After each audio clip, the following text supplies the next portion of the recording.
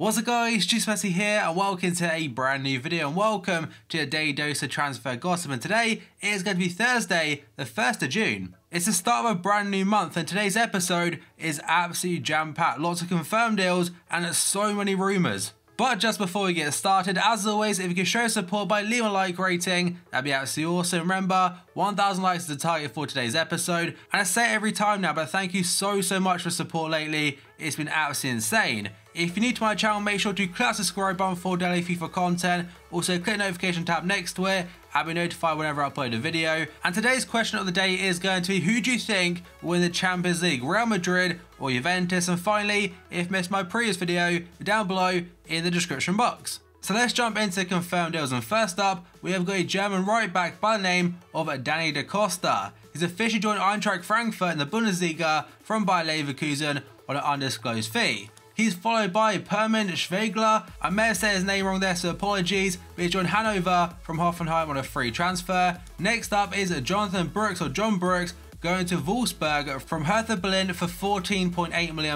In fact, that's a record fee for an American player. His card on FIFA Ultra team is absolutely fantastic. And remember, Wolfsburg the other day, in fact, were in a relegation playoff. It's crazy to see how poor they were last season, but now they've got a bit of investment in them. I'll look to push on. Then we go on to Enes Ünal, a young Turkish striker. He was owned by Man City, but last season was out on loan to an Eredivisie team. It may have been, was it AZ Alkmaar? I may be completely wrong there. But now has joined Villarreal in Spain for £12 million, a £10 million profit in just 2 years, and he never played a single minute for City. It is still very good business from City though, so making the profit. I'm thinking of Rossi selling for a very cheap fee in comparison to his potential, but apparently City do have a buyback clause in there for the future, and that's probably beneficial for every single party involved. Then we go on to Bruno Alves, completing his deal to go to Rangers in Scotland from Cagliari on a free transfer on a 2-year deal. And then we have got Daniele De Rossi, the Roma legend, alongside Totti, signing a new contract until 2019. And the final confirmed one today is going to a managerial one. It was the main story from yesterday's video. It's all official now from Arsenal. Arsene Wenger has got a new 2-year contract to remain as Arsenal manager. And I may have asked the same question yesterday, I can't really remember. But Arsenal fans, are you happy about that? Did you want it to go? Or are you happy he's staying? And now we move on to potential deals. And first up, we've got Lucas Hernandez, current player for Atletico Madrid. According to Cadena Copa today, Man City have a €50 million agreement with Atletico for Lucas Hernandez. The deal would have already gone through were it not for the uncertainty surrounding Atletico Madrid and their ability to recruit this summer. If the CAS rules to maintain Atletico Madrid's ban, the recruitment ban, is decided today by the way, and Lucas Hernandez's $50 million move to City will happen next summer instead. And I believe it's his brother Theo Hernandez, a left back, obviously got a TOTS card this year, that looks like he's going to Real Madrid, so two brothers potentially leaving the same club. Then we go on to Bafétimbi Gomis, currently having a very good season, or had a very good season for Marseille in the Ligue 1. And according to Gianluca Di Marzio today, Gomis is nearing a move to Galatasaray. A 3-year contract is on the table, again according to Di Marzio. No fees to be mentioned as of yet, but given the fact he is 32 years old now, or nearly 32, I don't think it'll cost too much, and it'll be a good signing for him given the fact he's a proven goal scorer, especially after this season. Then we move on to Ricardo Rodriguez. He's actually mentioned a couple of days ago, and now linked to Milan yet again. So his agent has all but confirmed the fullback's next club now by saying the basic details are sorted out. We go forward and there's a very good chance it will go through. He wants to join Milan and Milan want him. We just had to wait for the Wolfsburg result, meaning the relegation playoff. And that would be a very tidy signing. Then we move on to Emil Forsberg, the Swedish winger, currently playing for Leipzig in the Bundesliga, and apparently Arsenal are ready to make a £30 million bid for him. That is according to some reports in England and also Germany, but his agent has come out and said, and cast major doubt on the midfielder's future by the way, by saying there are big clubs interested. He has paid back the club tenfold, maybe it's time to test himself at a big club. And he ended last season with insane numbers, a ridiculous amount of assists. I think it's like 22 in all competitions. And I'm pretty sure he had the most in the top 5 European leagues last season, so fair play to him, very creative player, and will be a very good signing for Arsenal. So from one player potentially going to Arsenal, now we've got one potentially leaving. That is going to be Lucas Perez, who's only been there for 1 year anyway. According to his agent, he wants to leave this summer. He's also made it clear to Arsenal he wants to leave because of the lack of game time and opportunities, and I fully agree with that. For a player that when he did play is pretty damn impressive, he didn't really get too many chances. I know a lot of Arsenal fans would agree with that. He's never been mistreated in my opinion for how good he was when he was playing again. Then we move on to the next one. That is going to be Pepe Reina linked to Newcastle, according to the Daily Mirror. Rafa Benitez wants to be reunited with his former Liverpool goalkeeper Pepe Reina, and no fees were mentioned, but I'm not sure if it'd be too difficult to sign him or not. I can't remember if he's still the starting goalkeeper for Napoli. If he was to go to Newcastle, it would be very cool to see him back with Rafa, of course being a Liverpool fan, and hopefully if he does join, he's not too good against us next season. Then we go on to Bertrand Traoré, been rumoured a lot lately, and linked to Lyon yet again, and according to the Lyon president today, Jean-Michel Oula, I'm sorry if I said that wrong, but I'll say it's confirmed he'll meet with Chelsea in London this week to negotiate for the forward Bertrand Traoré after a very successful loan spell on loan to Ajax. But a player potentially going in the opposite direction from Lyon to Chelsea is going to be Tolisso. And that is according to L'Equipe, and it does say Chelsea have inquired for Lyon midfielder Tolisso in a meeting with the Lyon president Oula today in London, again according to L'Equipe. So if that does happen, that is a ridiculous hyperlink for FIFA 18 of him and N'Golo Kante. And who knows, Tolisso, and on top of that, Bertrand Traoré, they could try and work out some kind of deal to see each player go in the opposite direction, including some cash probably from Chelsea.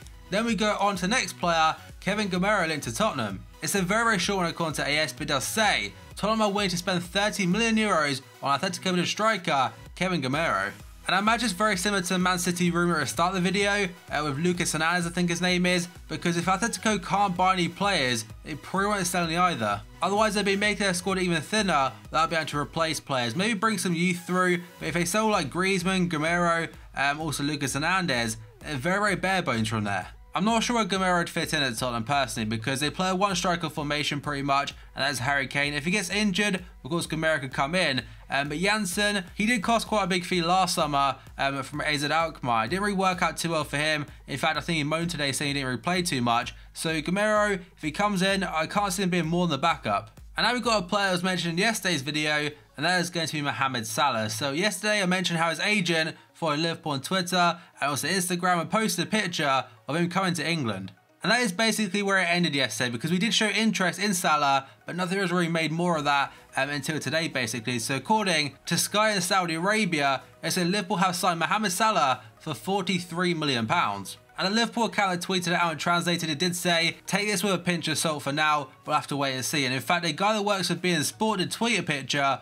or Salah with a Liverpool badge saying approaching. So my personal opinions on this one, I really want us to sign him, being a fantastic player for Rome in the last couple of years, especially this season on the right hand side. I know people say where does he fit in, but Coutinho apparently be a centre mid next season, so left wing is open. Given the fact he is left footed and also played out wide on the left hand side before, I don't think it'd be too much of a problem for him. And the fee of £43 million is a lot of money, but in today's market, it really doesn't matter too much. Especially when you take in consideration his numbers from last season for Roma, they're absolute quality for a right winger. Now we go on to the next player, Azpilicueta linked to Barcelona. The source is going to be Sport, and they say Barca are set to hold talks to Chelsea over the possibility of signing Cesar Azpilicueta this summer. And personally, I don't believe it. Azpilicueta seems very happy at Chelsea, and I'm pretty sure Conte has no plans whatsoever of staying one of their main defenders. Next up, we go on to Jerome Boateng and to Chelsea, according to the Daily Mail. And it simply says that Chelsea have asked about the potential availability of Bayern Munich defender Jerome Boateng. That's all it says for now, nothing else to elaborate on. I mean, if they did sell Azpilicueta to Barca, Jerome Boateng would not be at all for replacement whatsoever. So do I believe it? Personally, I don't believe either of them. Now we go on to Virgil van Dijk. Yesterday was heavily linked to Liverpool, and today Man City, according to Paul Joyce and Gary Jacobs, who work for... Right, so I had to look it up. They do work for the Times, but I know Paul Joyce is a very reliable man. But I say Man City are plotting a £100 million deal for Van Dijk, hoping they'll beat Liverpool to his signature. So the deal is broken down like this. Van Dijk will cost £50 million and they'll pay him £180,000 per week over a 5-year deal. And that is 4 times his current salary. Southampton are holding out for £60 million as they must pay Celtic 10% of any transfer fee.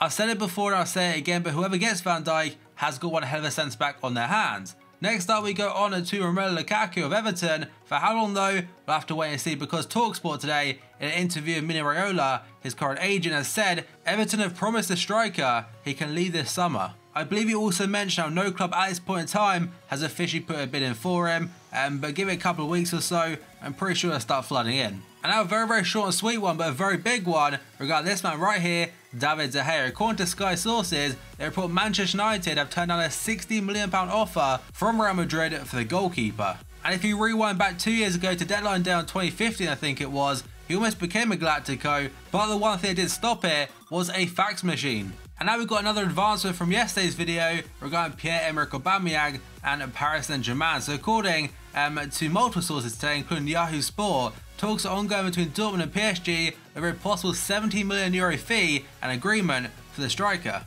Yahoo have claimed that a deal has been reached, although apparently that reporting is a little premature. The PSG president has spoken directly on the phone to Pierre-Emerick Aubameyang last week, according to beIN Sports, and PSG have presented the player's representatives an offer worth €14 million a year.